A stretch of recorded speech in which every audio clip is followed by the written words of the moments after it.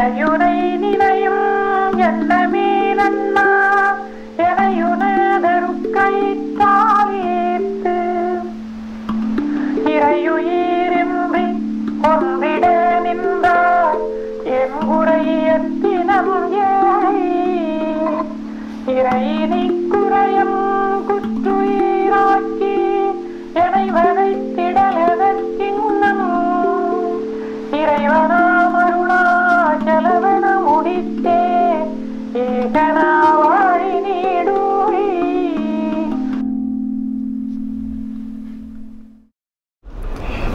In the previous two videos in this series, I talked about verses 1 and 2 of Arunachala Padigam, and this time I'll talk about the third verse.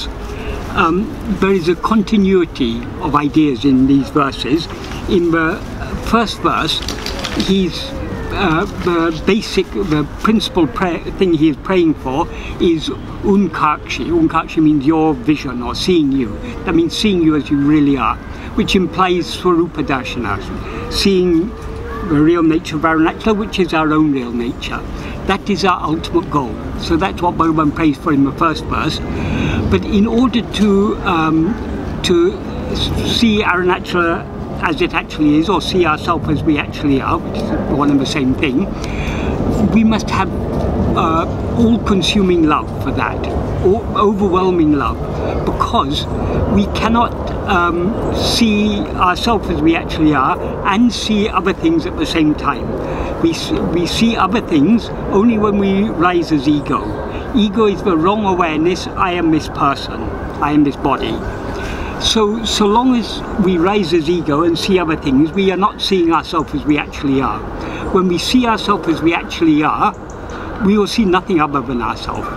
So unless our love to know ourselves as we actually are is greater than our liking to be aware of anything else, we will not be willing to turn the full 180 degrees within to see ourselves as we actually are. So having prayed in the first verse for that real seeing of Arunachala, the true seeing of Arunachala, seeing Arunachala as he actually is, in the second verse he prayed for love for Arunachala. That means love to see ourselves as we actually are. In order to see ourselves or Arunachala as we actually are, we have to give up this ego. So the destruction of ego is a prerequisite for, or in fact, destruction of the ego and seeing ourselves as we actually are, they're one and the same thing. So in this verse, he's praying to Arunachala to complete the task of killing him.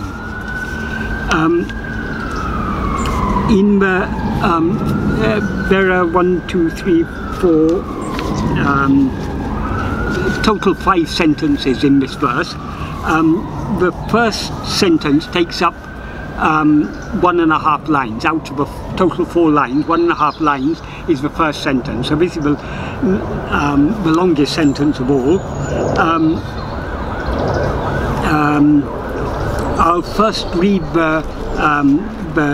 the meaning of the sentence, and then I'll explain it in more detail. By the rope of your grace, pulling me, who did not come close to having an intention to think of you, the Lord, you stood determined to kill me without leaving even a little life. That's the basic meaning. So Arunachala, even though I didn't have any inclination of any love to think of you, you pulled me and by the rope of your grace, and you were determined to kill me outright in such a way without leaving even a little life. That is the gist of the sentence.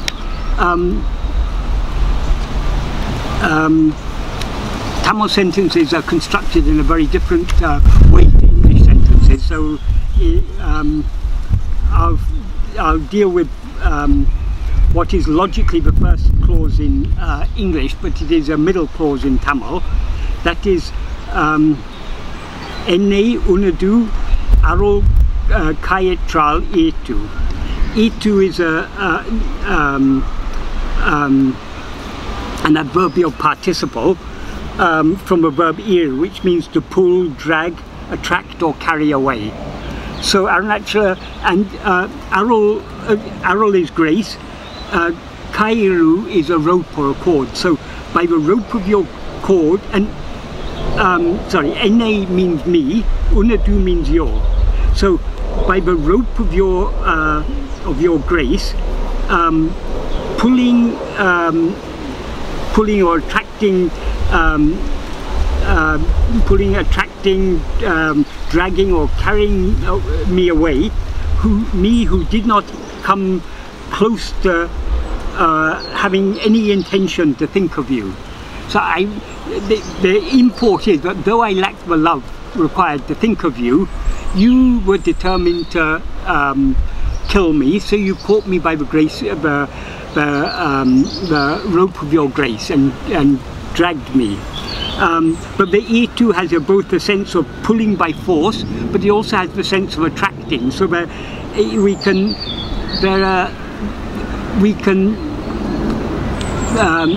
we can interpret in slightly different ways. I mean, both amount to the same thing, but whether it's Arunachala attracting us by force or by attracting us. By attracting us, he's forcibly dragging us. We are naturally attracted toward the world. As ego, we are constantly going outwards. But Arunachala somehow has attracted us and pulled us towards him. Even though we had no prior intention to think of him, no inclination to think of him. That's the sense of that sentence. But he then describes, he then gives a relative clause for me.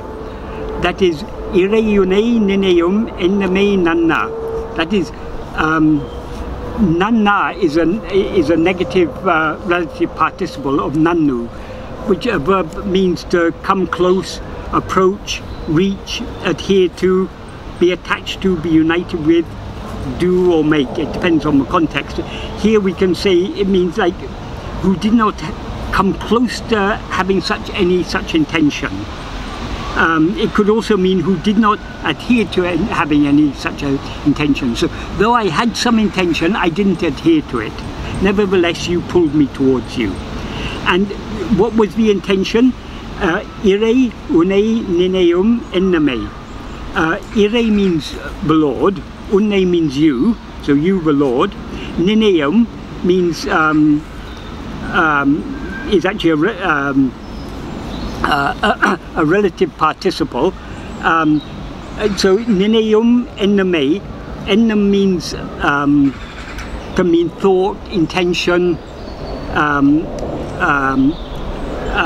idea, inclination. Niṇaiyu means which thinks, so a thought which thinks. But in English we wouldn't say a thought which thinks. Well, the sense is any intention to think, any idea to think of you. I had no intention to think of you, I had no inclination to think of you, or my inclination was so weak that I didn't adhere to it, yet you pulled me by the rope of your grace. And why did you pull me by the rope of your grace? That is the main clause of the sentence. Iṛaiyuyi indri koṇḍṛiḍa niṇḍṛai. Niṇḍṛai means you stood. Koṇḍṛiḍa is an infinitive form of kol, which means to kill. So you stood to kill me. That means you resolved to kill me. You were determined to kill me. You stood determined to kill me. Iṛaiyuyi indri. This clause, or this phrase, can be interpreted in two ways. The first iṛai in this sentence, when he says iṛaiyuṇai, there iṛai means God. Iṛai is a word, but it has various different meanings, but it can mean the head, the chief, what is superior, what is above. So it means, it can mean a monarch, a sovereign, It can mean what is supreme. So it's often used to refer to God or the Lord. So there it means that. But there's also another word, iṛai. I mean, it's the same word, but from a different root.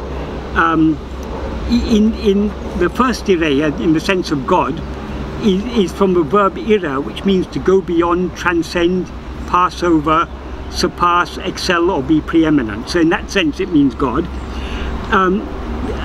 There's another word, iṛai, same word but from a different root, which comes from the verb iru, which means to break off.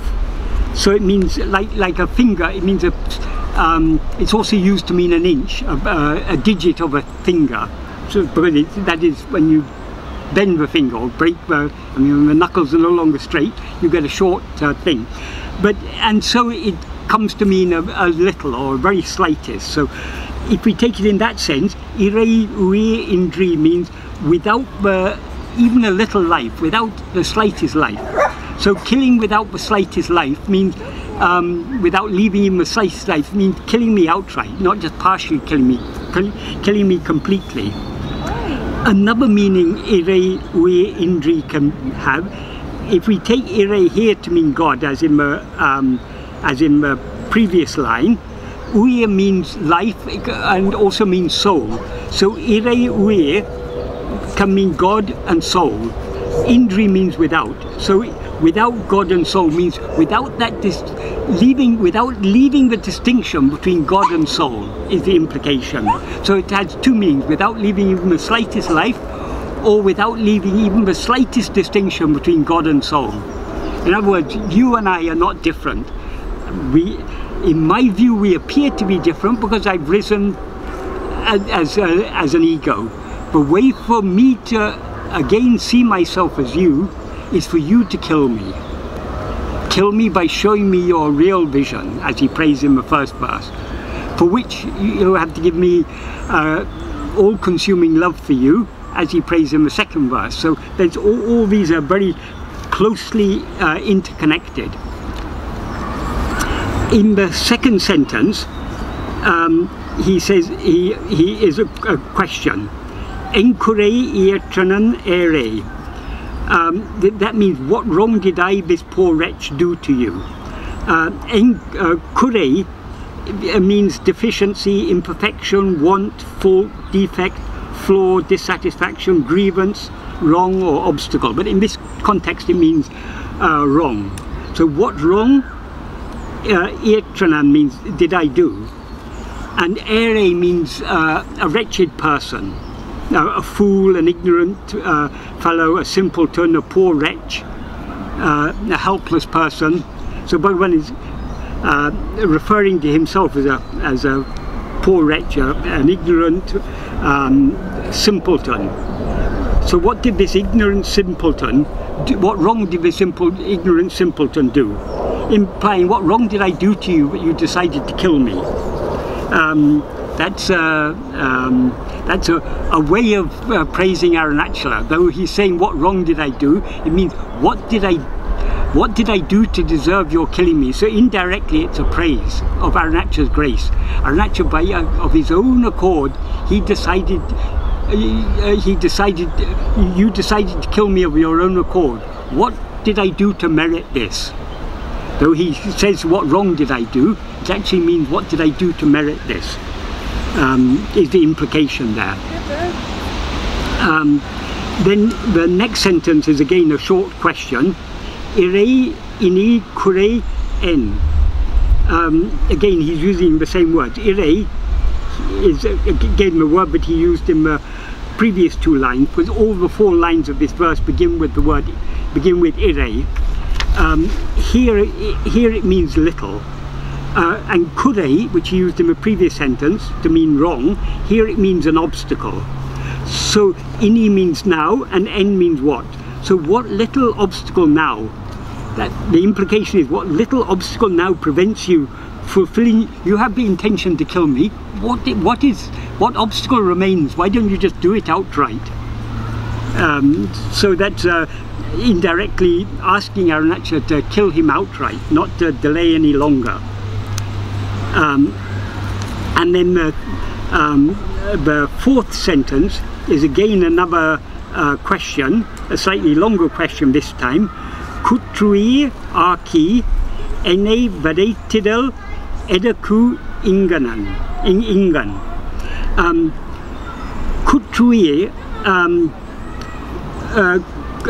kuṭṛu means diminished or reduced. Uyi means life, so it's reduced life, diminished life. So it's a term that means half alive and implies half dead. So so I'm neither dead nor alive, I'm hanging in between is the implication of kuṭṛuyi. Rākki means making me. Making me half alive, so I'm neither dead nor alive. Kuṭṛuyi rākki ṉēravadait. Vadait is a verbal noun from the verb. It's a verbal noun form of the verb vade, which means to kill, to murder, torment, afflict, or cause distress in body or mind. So here it means, in this sense, it means tormenting. So for what reason tormenting me? Inga means in this way. For what reason tormenting me in this way, making me half alive? That is, it's not even for what reason. It is, the word is just edaku means for what. Implies for what reason or for what purpose are you tormenting me in this way, making me half alive, or making me half dead, half alive, is the implication. So again, he's indirectly he's pleading with Arunachala to finish off the task. Don't just keep me suspended. I'm neither alive nor dead. I'm neither fit for this world, nor am I yet ready to surrender myself. So I'm tormented, being unfit either for world or for the spiritual path, is the implication there. So why torment me like this, keeping me half alive, half dead? And then in the fifth and final sentence is a direct prayer. Firstly, he addresses Arunachala as iṛaiyuṇā Arunachala. That means Arunachala, who is iṛaivaṉ.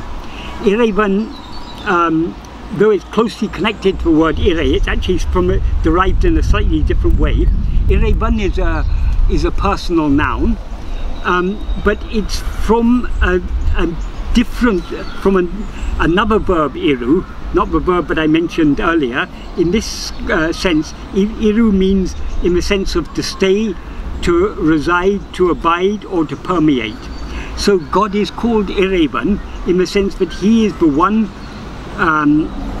who resides, implies who resides in everything, who resides in each person and each thing. He, in other words, he is the one substance, the one real substance. That is the implication of iṛaivaṉ. So a lot of the words in Tamil that mean God, like iṛaivaṉ, actually have a very, there's a non-dualistic implication underlying them. Another word that is often used in Tamil for God is kadavul. Kadavul means, kada is to transcend. Ul means to exist.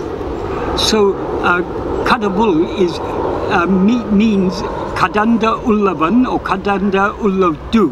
That is, he who exists transcending, or that which exists transcending. So that kadavul refers to the transcendent nature of God. iṛaiyuṇai refers to the immanent nature of God. But in both cases, they imply that God is alone the real substance. He's transcending everything in the sense that the substance is not limited by any of the forms. All the form that we take to be ourselves and all the forms of this world, but the one substance that they actually are is the pure awareness, which is Arunachala, which is God, our real nature. That transcends all forms because it's not limited by any of them. It remains infinite even when it appears in as finite forms. So it transcends in that sense. It's immanent. It resides in everything. It's immanent in everything because it is the one substance of which everything is made. So when he says iṛaiyuṇā Arunachala, the surface meaning is Arunachala, who are God. But that term God has a very deep meaning. It means God as that which is immanent in all, that which is resides in all, which is present in all. In other words, the one real substance of which all things are made. So iṛaiyuṇā Arunachala, he's addressing Arunachala. Arunachala, who are God. Enam muḍittē. Enam is the same word, but he used in the first sentence. They're referring to his lack of intention to think of Arunachala. Here he's referring to Arunachala's intention. Here ennam is a poetic contraction of ennam. It's that is the one letter is dropped in poetry. That often happens. Words are contracted, but it's the same word, and it means a thought, idea, or intention. So enam muḍittē. Muḍittē means is an intensified adverbial participle of mudi, which means to end, terminate, accomplish, or fulfill. So it means fulfilling your intention. The implication is fulfilling your intention, completing your intention to kill me outright. Yekaṉā vāṛinī ḍūṛi. Yekaṉā means as one. Yekan is a Tamil personalized form of the Sanskrit word eka, which means one. So Yekan means one person or the one, in the sense of the only one. And in this context, it implies God or Brahman, the one and only reality. So you remain as the one reality, yekaṉā, as the one reality. Vāri is an octative which means may you live, may you flourish, may you prosper, may you be glorious. Niḍūṛi means for long eons or for all eternity. It's a compound of two words, niḍu, which means a long time or eternity, and uri, which means an eon or a very long time. So niḍūṛi is a compound of two words which mean have a very similar meaning, but it's a poetic way of saying for all eternity. So you live for all eternity as one, as the only one, the implication is. So fulfilling your intention to destroy me outright, you alone live as the only one for all eternity, is the prayer there. So as I said at the beginning, in these three verses, in different ways Bhagavan is praying for the same thing. In the first verse, he prays for seeing you. Obviously he's not referring to seeing the form of the hill, because he composed these verses while on consecutive days in the presence of Arunachala. So it wasn't the physical form of Arunachala he wanted to see, it was the real form of Arunachala, Arunachala's real nature, which is not just a physical form, but is our own real nature, the pure, infinite, pure awareness. That is the real nature of Arunachala, as he indicates in so many other verses. So when he prays for that, when he prays to see Arunachala, he means praying to see Arunachala as he really is. That is achieved only by when the ego dies. The seeing our real nature and ceasing to be ego, each is the cause of the other. We can't say, actually they're one and the same thing. The ego is nothing but a wrong awareness of ourself, and awareness of ourself is, I am this body, I am this person. So long as that is present, we cannot see ourselves as we actually are. And when we see ourselves as we actually are, that cannot be present. So the destruction of the ego and the attainment of self-knowledge are one and the same thing. One cannot be there without the other. We cannot retain ego and see ourselves as we actually are. The price to be paid for true self-knowledge, for atmaññāna, for seeing Arunachala as he really is to the destruction of our ego. That is the small price to pay. When ego is destroyed, everything else is destroyed along with it, because everything else seems to exist only when we raise as ego. So in this verse he's praying for, complete this task, kill me outright so that I can see you. And in the second verse, between these two, he's praying for what is the key to the destruction of the ego. The key is love. So long as we have desire and attachment for anything other than ourselves, we are unwilling to let go, we are unwilling to die. And Arunachala will not kill us until we are ready to die, until we are ready to give ourselves to him.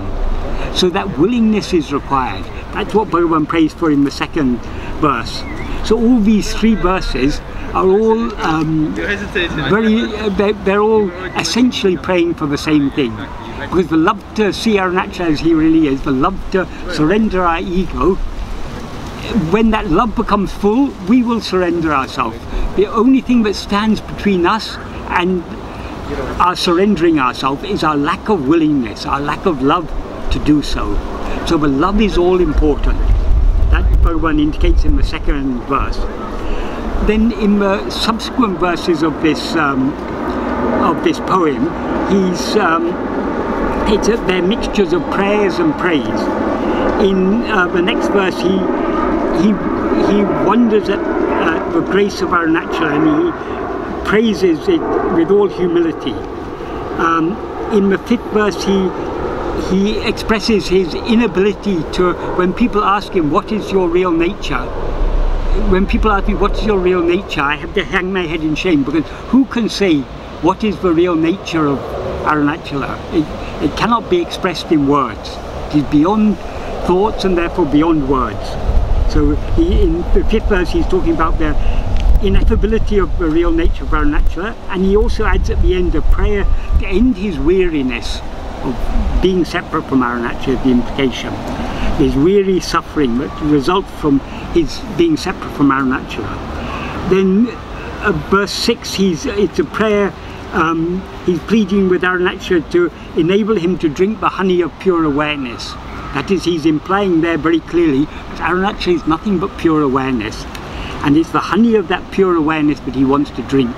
That is, he wants to experience the bliss of pure awareness. Verse 7 is a prayer to crush the rising of the ego. He says, if everything is not other than you, who am I other than you?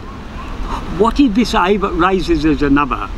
You plant your feet on his head, and in other words, you crush the rising of ego. That's verse 8. Verse 9 is a prayer to enable him to surrender himself completely. He says, I'm the foremost among those who lack the wisdom to cling without attachment to your feet. To you who are without attachment, I am unable, I lack that wisdom to cling to your feet. So he's praying to Arunachala to enable him to surrender completely. And then in verse 10 he explains how by the mere thought of Arunachala, who's our real self, will pull our mind within and turn our mind within and draw it within. So he explains here how Arunachala kills those who think of him. And in verse 11, the final verse, he declares, people be killed by drinking this medicine of thinking of Arunachala. That's the implication of the verse. He's declaring to the world, if you're suffering in this world and you want to find a medicine to put an end to your suffering, be killed by thinking of Arunachala. I think the thought of Arunachala is the medicine. The thought of Arunachala is a metaphorical way of saying self-attentiveness. So turn your attention within, be self-attentive, and be killed thereby. That is the medicine to end all suffering. So in the form of prayers and praise, this Arunachala Padigam, like all of Bhagavan's verses, it's full of jnana, it's full of teachings but expressed in a metaphorical manner. So in come back to this verse again. What he's praying for above all else is the prayer for his own destruction. That is the intention of Arunachala. Arunachala has no other intention. What is the ultimate will of God? The will of God is that we should surrender ourselves completely to him so that he can devour us. Because he's waiting to devour us, but we have to be willing. He's not going to devour us until we are ripe. The ripeness we require is the willingness to surrender ourselves. In verse 21 of Uludunapadu, he says, Unadalkan, becoming food is seeing. So to really see God or Arunachala, we have to become food to him. That is, we have to be consumed by him. But in order to be consumed by him, we have to be willing to surrender ourselves to him. So in all these verses, it's the same teachings Bhagavan is giving us in so many ways, but in Arunachala Stuti Panchakam he expresses his teachings in metaphorical ways, but it's still the same essential teaching. But in order to know ourselves as we actually are, we have to surrender ourselves. To surrender ourselves, we have to be willing to do so. We have to have that love. That is what he's praying for in these first 3 verses of Arunachala Padigam.